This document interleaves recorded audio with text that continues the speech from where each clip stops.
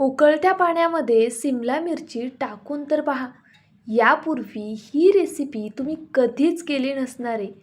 सिमला मिरची आणि टोमॅटो उकळत्या पाण्यामध्ये टाकून असा काय मॅजिक होणार याचा प्रश्न तुम्हालाही पडला असेल. ही रेसिपी एकदम नवी आहे. खरं तर ही रेसिपी मी स्वतः पहिल्यांदा जेव्हा केली होती ना, तेव्हा आम्हाला एवढी आवडलेली, मी आठवड्यातनं 2-3 वेळा तरी ही रेसिपी नक्कीच करते. जे लोक सिमला मिरची खात नाहीत ना, ते लोक आरामात ही रेसिपी आवडीने खातील याची मी तुम्हाला गॅरंटी देते. तर पहा, त्यासाठी आपल्याला काय करायचं आहे, सिमला मिरची सगळ्यात आधी पाण्यामध्ये उकळण्यासाठी अशी टाकून द्यायची आहे. सोबतच एक टोमॅटो, छान असा लाल टोमॅटो घ्यायचा आहे आपल्याला, मोठा एक टोमॅटो. त्याला अशा पद्धतीने कट मारायचा आहे. आणि आता हा टोमॅटोसुद्धा आपल्याला या सिमला मिरचीसोबत थोडा शिजवून घ्यायचा आहे. ही रेसिपी करायला खरं तर खूप जास्त सोपी आहे. तुम्ही टिफिनसाठी आरामात करू शकता अशीच आहे. तर पहा, इथे मी हा टोमॅटो घेतला आहे. आता हा टोमॅटो आपण पाण्यामध्ये टाकून देऊया. आणि तुम्ही आकार पहा याचा, मुठीमध्ये आपल्या असा बसतोय म्हणजे बऱ्यापैकी मोठा आहे. 4 सिमला मिरचींसाठी आपल्याला एवढा टोमॅटो घ्यायचा आहे. जर लहान असतील तर 2 घ्या किंवा मग असा मोठा असेल तर 1च घ्या. आता गॅस मीडियम ठेवायचा आहे. मीडियम फ्लेमवर आपल्याला मध्ये मध्ये ही सिमला मिरची अशी हलवून घ्यायची आहे, म्हणजे मग ती सगळीकडनं व्यवस्थित शिजली जाईल. आपल्याला सिमला मिरची व्यवस्थित शिजवून घ्यायची आणि टोमॅटोची सालसुद्धा निघाली पाहिजे. झाकण ठेवूया आणि बारीक गॅसवर एक 5 मिनटं होऊन देऊया. तोपर्यंत पुढची तयारी करून घेऊया.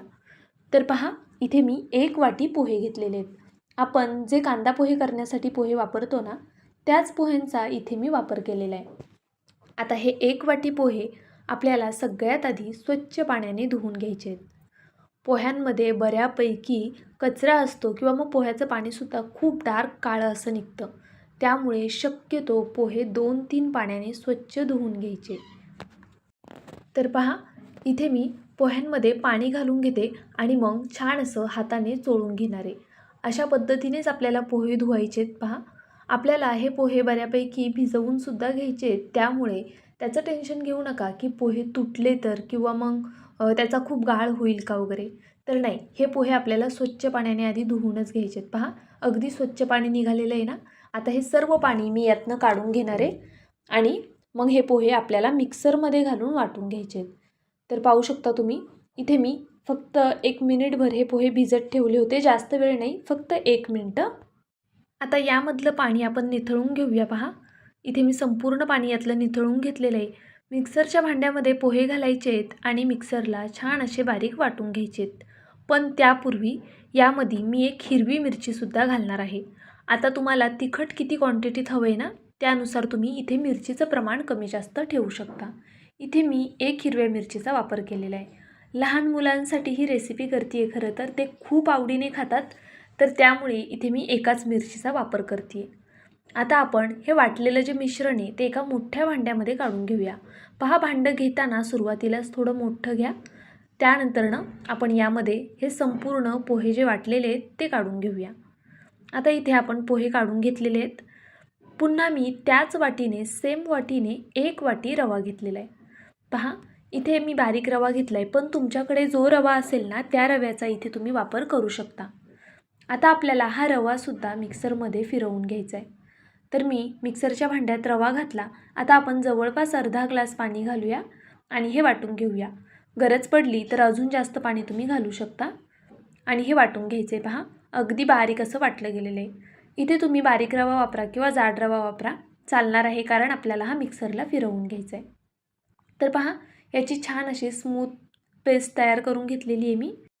आता आपण हे संपूर्ण बॅटर यामध्ये काढून घेऊया आणि हे सर्व आहे ना छान असं फेटून घ्यायचं आहे, छान मिक्स करून घ्यायचं आहे आपल्याला. पहा, पोह्यामध्ये थोडंसं जास्तीचं पाणी घातलं ना तुम्ही, अगदी थोडंसं तरी चालेल, म्हणजे मग त्याच्या खूप गाठी होणार नाहीत वाटल्यानंतरनं.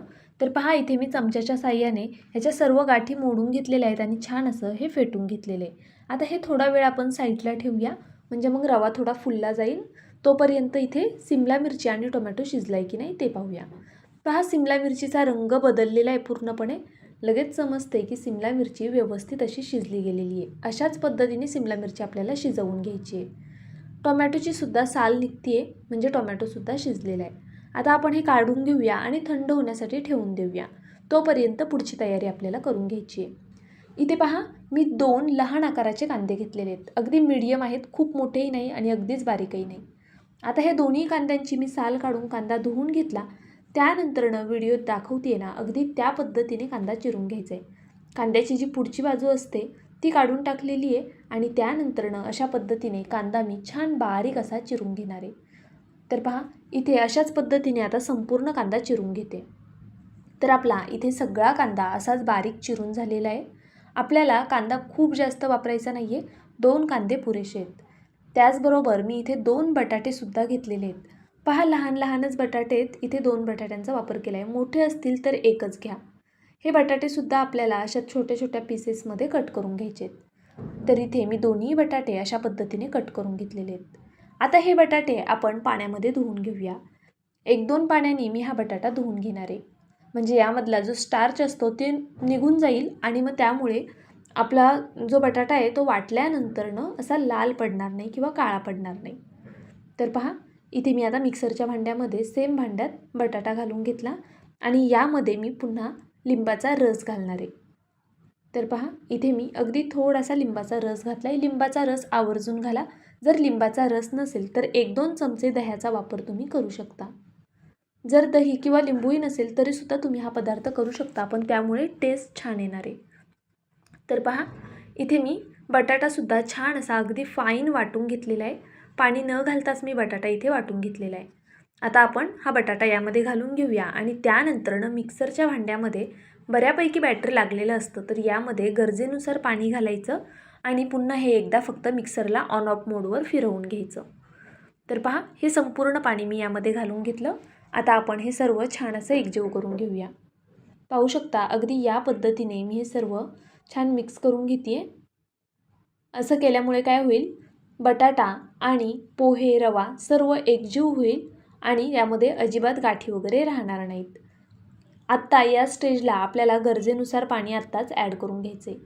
हे बॅटर आपल्याला खूप जास्त घट्ट ठेवायचं नाही आहे, त्याचबरोबर अगदीच पातळही करायचं नाही आहे. हे मला थोडंसं घट्ट वाटते म्हणून मी यामध्ये अगदी थोडंसं परत पाणी घातलेलं आहे. तर पहा, आता तुम्ही किती प्रमाणामध्ये वाटीमध्ये रवा आणि पोहे घेताय त्यानुसार तुम्हाला पाणी लागू शकतं. तर इथे मी सर्व हे छान असं मिक्स करून घेतलं. एक 5 मिनटासाठी पुन्हा हे बॅटर साईडला ठेवून देऊया, म्हणजे रवा छान अजून फुलला जाईल. भरपूर असा लसूण सोलून घेतलेला आहे. हा लसूण आपण छान असा बारीक कट करून घेऊया. तुम्ही हवं तर लसूण ठेचून त्यानंतरनं चिरून घेतलात तरीसुद्धा चालणार आहे. तर पहा, अशा पद्धतीने मी हा संपूर्ण लसूण चिरून घेते आहे. लसणाचा वापर थोडा जास्त करा, लसणामुळे या रेसिपीला खूप छान चव येते. तर पहा, आपला लसूण चिरून झालेला आहे. इथे अशा पद्धतीने लसूण चिरून घेतला. त्यानंतरनं जे थंड झालेली सिमला मिरची आणि टोमॅटो आहे ती घ्यायची आहे. आता आपल्याला इथे सगळ्यात महत्त्वाचं काय करायचं आहे की टोमॅटोची साल काढून घ्यायची आहे. इथे मी एका टोमॅटोचा वापर केला आहे, पण तुम्हाला हवं असल्यास तुम्ही 2 टोमॅटोसुद्धा वापरू शकता. तर पहा, इथे मी टोमॅटोची साल काढून घेतली. आता त्यानंतरनं जी आपली सिमला मिरची आहे ना, तीसुद्धा पहा अगदी परफेक्ट अशी शिजली गेलेली आहे. आता या सिमला मिरचीमधल्या ज्या बिया आणि देठाकडची बाजू आहे ना, ती आपल्याला काढून घ्यायची आहे. तर पहा, अगदी सहज ही सेपरेट होती आहे. अशा पद्धतीने मी 4ही सिमला मिरचींची देठाकडची बाजू काढून घेणार आहे. आणि यामध्ये जे पाणी राहतं ना, आपण जी भाजी उकळून घेतलेलं पाणी आहे ते पाणी आपल्याला गाळून घ्यायचे आणि त्यानंतरनं ज्यावेळेस आपण पीठ मळतो ना चपातीसाठी, त्यामध्ये तुम्ही ते पाणी वापरू शकता. जर तुम्ही चपात्या करणार नसाल तर तुम्ही ते पाणी झाडांनासुद्धा घालू शकता. तर पहा, इथे मी हे संपूर्ण देठं काढून घेतलेली आहेत. आता एका चॉपरमध्ये आपल्याला ही सिमला मिरची तोडून घालायची आहे, म्हणजे मग व्यवस्थित अशी ती बारीक होईल. तर पहा, अशा पद्धतीने मी तिचे छोटे छोटे पीस करून ही सिमला मिरची तोडून घालणार आहे. मी हे तोडते त्यावेळेस तुमच्या लक्षात येत असेल की सिमला मिरची किती प्रमाणामध्ये शिजलेली आहे. अशाच पद्धतीने आपल्याला ही सिमला मिरची शिजलेली हवी आहे. कच्ची अजिबात ठेवायची नाही आहे, तिला व्यवस्थित शिजवूनच घ्यायची आहे. असं केल्यामुळे काय होतं, सिमला मिरचीचा उग्रवास पूर्णपणे निघून जातो. अजिबात तिला स्वतःचा उग्रवास राहत नाही. ज्यांना सिमला मिरची आवडत नाही ना, ते सुद्धा अगदी आवडीने खाणार आहेत, याची मी तुम्हाला गॅरंटी देते.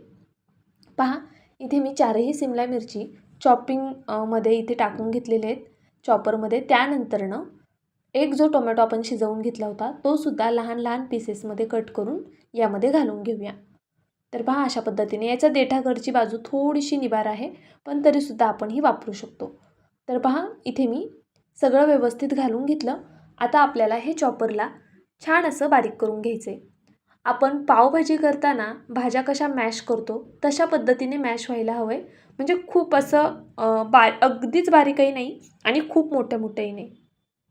तर पहा मी इथे तुम्हाला दाखवते अशा पद्धतीने दरदरीत असं हे वाटून घ्यायचं आहे आपल्याला. आता चला लगेच पुढची स्टेप करून घेऊया. तर पहा इथे मी एक कढई ठेवलेली आहे, ज्यामध्ये आपण भाज्या उकळून घेतलेल्या ना सेम तीच कढई ठेवलेली आहे. आता या कढईमध्ये मी थोडंसं तेल घालून घेतलं आहे. गरजेनुसार तेल घालायचं आहे. तुम्हाला जितपत हवं आहे तितकं तुम्ही घालू शकता. मी 2 चमचे इथे तेल घालून घेतलेलं आहे. तेल छान गरम झालं की यामध्ये मोहरी घालायची. मोहरी छान अशी तडतडून द्यायची. त्यानंतरनं यामध्ये जिरं घालायचं. पहा जिरंसुद्धा छान असं फुललं गेलं की मग पांढरे तीळ घालायचे. आता थंडी आहे म्हणून मी पांढऱ्या तिळाचा वापर केला आहे. तुम्हाला जर पांढरे तीळ स्किप करायचे असतील तर नक्कीच तुम्ही करू शकता. त्यानंतरनं इथे मी लसूण जो ठेचून घेतला होता ना चिरून तो घालून घेतला आहे. आता आपल्याला लसूण थोडासा तेलावरती परतवून घ्यायचा आहे. ही फोडणी ज्यावेळेस तुम्ही देताना लसूण घातल्यानंतर खरंच खूप छान सुगंध येतो. आता मी कट केलेला कांदा घालते आणि कांदा घातल्यानंतर ना सगळ्यात महत्त्वाची गोष्ट गॅस आपला मीडियम टू हाय पाहिजे आणि यामध्ये लगेच मीठ घालून घ्यायचे म्हणजे कांदा लवकर मऊ होईल.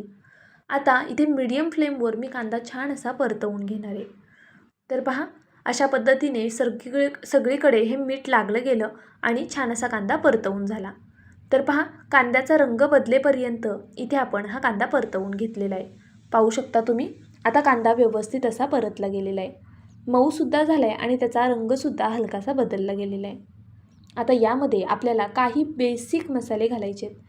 अजिबात जास्तीचे मसाले वापरायचे नाही आहेत, अगदी बेसिक. सगळ्यात आधी हळद पावडर घातली. त्यानंतर रंग छान यावा म्हणून थोडीशी बेडगी मिरची पावडर, लाल तिखट आवडीनुसार घालायचे आणि पावभाजी मसाला घालायचा आहे यामध्ये अर्धा चमचा. खूप जास्त नाही, फक्त अर्धा चमचा इथे मी पावभाजी मसाला वापरलेला आहे. आणि थोडीशी तुम्ही धना पावडरसुद्धा इथे घालू शकता. आता हे सर्व मसाले छान असे तेलावरती आपण परतवून घेऊया. पहा थोडा वेळ तेलावरती मसाले परतवून झाले की त्यानंतरनं जे चॉपरमध्ये वाटून घेतलेली सिमला मिरची आणि टोमॅटो होता तो घालून घ्यायचा. आत्ताच दिसायला ही चटणी एवढी अप्रतिम दिसतीये की त्याला तोड नाही आहे. तुमचा विश्वास बसणार नाही. ही खायला एवढी कमाल लागते ना, खरंच खूप जास्त छान लागते. आपण चवीनुसार परत मीठ ॲड करूया आणि पुन्हा हे छान एकजीव करून घेऊया. अतिशय चटपटीत अशी ही चटणी आपली तयार होणार आहे. तर पहा मी हे सर्व छान असं मिक्स करून घेते आहे. तुम्ही टिफिनसाठी फक्त ही एवढीच चटणीसुद्धा देऊ शकता. ही अगदी झटपट होते. सिमला मिरची बॉईल होण्यासाठी ठेवायची. सिमला मिरची टोमॅटो तोपर्यंत कांदा चिरायचा आणि लगेचच फोडणीची तयारी करून सिमला मिरची चॉपरमध्ये फिरून ही चटणी तुम्ही तयार करू शकता. चपातीसोबतसुद्धा खूप छान लागते. त्याचबरोबर भाकरीसोबत वरण भातासोबतसुद्धा छान लागते. पहा आपण चटणी करण्यासाठी ठेवलेली आहे आणि इथे आपलं हे पीठसुद्धा छान असं भिजलं गेलेलं आहे. आता काय करूया चवीनुसार यामध्ये मीठ घालून घेऊया. तर पहा इथे मी मीठ घालून घेते. यामध्ये मोहरी पडली होती तर इथे मी चवीनुसार मीठ घालून घेतलं. त्यानंतरनं हे सर्व छान असं पुन्हा फेटून घेते आहे. अतिशय झटपट होणारी डिश आहे ही. जर तुम्ही सकाळी जरी करताय ना मुलांच्या डब्यासाठी म्हणा किंवा मग मोठ्यांसाठी सुद्धा नक्कीच तुम्ही करू शकता. आदल्यामधल्या वेळेत भूक लागली तरीसुद्धा तुम्ही हा पदार्थ करू शकता. पहा इथे मी इनो घातला आहे आणि त्यामध्ये थोडंसं पाणी घालून इनो छान फर्मेट करून घेतलेला आहे. छान असा फेटून घेऊया. तर पाहू शकता तुम्ही इनो आपला व्यवस्थित असा ॲक्टिवेट झाला आहे. हे पीठ आपण छान हलवून घेतो आहे. अशा पद्धतीने एका डायरेक्शनमध्ये हे पीठ आपल्याला मिक्स करून घ्यायचं आहे. तर पहा खूप पातळही नाही आणि अगदीच घट्टही नाही असं हे पीठ आपलं तयार झालेलं आहे. जर तुम्हाला यामध्ये इनो घालायचा नसेल तर हे पीठ तुम्ही 1-2 तासासाठी तरी फर्मेट होण्यासाठी ठेवू शकता. पण इनो किंवा सोडा वापरला तर याला जाळी खूप छान येते. त्यामुळे शक्यतो इनो किंवा सोड्याचा वापर करा. आता मी इथे गॅसवरती पॅन गरम करण्यासाठी ठेवलेला आहे. पॅन छान गरम झाला आहे. त्याला तेलसुद्धा लावून घेतलेले आहे. आता आपण यामध्ये डोसा घालून घेऊया. इथे मी तुम्हाला एकच डोसा करून दाखवणार आहे. फक्त म्हणजे तुमच्या लक्षात येईल की त्याला जाळी किती छान येते आणि पहिलाच डोसा आपला अजिबात चिटकत नाही. डोसा करायलासुद्धा पहा किती सोप्पा आहे. पोह्यामध्ये 1 हिरवी मिरची घालून पोहे वाटून घ्यायचे, रवा वाटून घ्यायचा. सेम प्रमाणामध्ये पोहे आणि रवा घेतलेला आहे. 2 बटाटे मिक्सरला वाटून घेतले. मीठ आणि थोडा इनो घालून छान असं मिक्स करून घेतलेलं आहे की आपले पटापट डोसे तयार होतात. आणि पहा, आपली ही चटपटीत चटणीसुद्धा तयार झालेली आहे. ही चटणी खरं सांगते खूप जास्त छान होते. अगदी मनापासून सांगते, एकदा नक्की करून पहा. केल्यानंतर ना मला कमेंट करून सांगायला विसरू नका की ही चटणी तुम्हाला आवडली की नाही, तुम्ही केलीत की नाही. वरतून कट केलेली कोथिंबीर घालूया आणि हे सर्व मिक्स करून घेऊया. जे सिमला मिरची खात नाहीत ना, खरं त्यांना एकदा आवर्जून द्या. त्यांना समजणार नाही ही सिमला मिरची आहे आणि खायला तर अप्रतिम लागते. तुम्हाला हवं तर थोडंसं लिंबूसुद्धा तुम्ही यामध्ये पिळू शकता. तर आपली चटणी तर तयार झालेली आहे. चला पाहूया डोसा झाला आहे की नाही. मी झाकण ठेवलं होतं 1 मिनिटासाठी फक्त आणि गॅस इथे मी बारीक करून ठेवलेला. आता पहा, झाकण काढून घेते आणि मग थोडीशी ह्याची वाफ जाऊन द्यायची. त्यानंतरनं याला अगदी हलकंसं तेल लावून घ्यायचं. तुम्ही तेलाऐवजी बटर किंवा तूपसुद्धा वापरू शकता. आता आपण हे पलटी करून घेऊया. पहा, अगदी सहज तव्यापासून सेपरेट होते. खालची साईड मी थोडीशी भाजून घेणार आहे आणि ही जी वरची साईड आहे ना, हिलासुद्धा मी अगदी हलकंसं अजून भाजून घेणार आहे. कारण मला ही साईड थोडी अशी लाईट वाटते खूप, त्यामुळे या साईडने आपल्याला डाग पडेपर्यंत भाजायचं नाही आहे. आता खालच्या साईड मी अगदी थोडंसं होऊन देते. पहा, अप्रतिम असा आपला हा डोसा तयार झालेला आहे. तुम्ही हवं तर पातळ डोसेसुद्धा घालू शकता, पण हे डोसे आहेत ना असे थोडे स्पंची जास्त छान लागतात. आता मी हा काढून घेतला आणि इथे दुसरा डोसा अशाच पद्धतीने घालून घेतला. आता हा दुसरा डोसा थोडा मोठा घातलेला आहे. तुम्ही हवं तर लहान लहान करा किंवा असे मोठेसुद्धा करू शकता. मस्त अशी यालासुद्धा जाळी येईल. पहा, इथे मी एका प्लेटमध्ये चटणी आणि डोसा घेतला आहे. जाळीसुद्धा छान आलेली आहे आणि डोसासुद्धा खूप अप्रतिम झालेला आहे. पहा, अगदी या पद्धतीने आपल्याला हे डोसे करून घ्यायचे आहेत. सगळ्या डोशांना शेवटपर्यंत अशीच जाळी येते आणि डोसे खायला खूप जास्त छान लागतात. बटरमध्ये केले तर अजून अप्रतिम. त्याचबरोबर ही चटणी खरं सांगते, मी तुम्हाला खूप वेळा सांगितलं असेल, पण परत एकदा सांगते, ही चटणी नक्की करा. केल्यानंतर ना प्लीज मला कमेंट करून कळवा तुम्हाला आवडली की नाही. कारण मला तर फार आवडली जेव्हा मी पहिल्यांदा केलेली. बरं चला, व्हिडिओ संपूर्ण पाहिलात त्याबद्दल मनापासून धन्यवाद. अजूनही लाईक केलं नसेल तर लाईक करून घ्या. नवीन असाल तर सबस्क्राईब करून घ्या. व्हिडिओ कुठून पाहताय ते कमेंट करून कळवा. रेसिपी केल्यानंतरनं सुद्धा कमेंट करा. उद्या पुन्हा भेटूया अशाच एका छानशा रेसिपीसोबत. तोपर्यंत बाय.